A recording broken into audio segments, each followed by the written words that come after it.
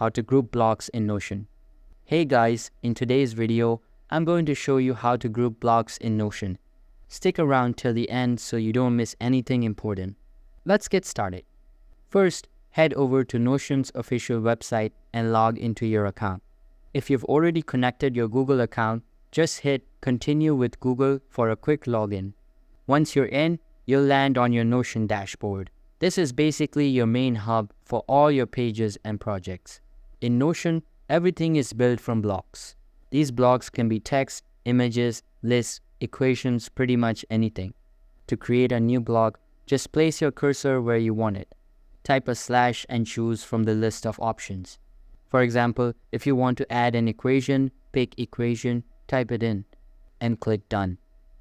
Or if you want to add an image, type /image, and either upload your own or pick something from Unsplash, which is built right into Notion. Now, here's where grouping comes in. Grouping lets you select multiple blocks so you can move, style, or rearrange them together, super handy when you're organizing your content. To do it, hover over a block until you see the 6 little dots on the left. Click those dots to select the block, then hold down Shift and click on another block. You'll see they're now both highlighted. From there, you can drag them together to wherever you want on the page.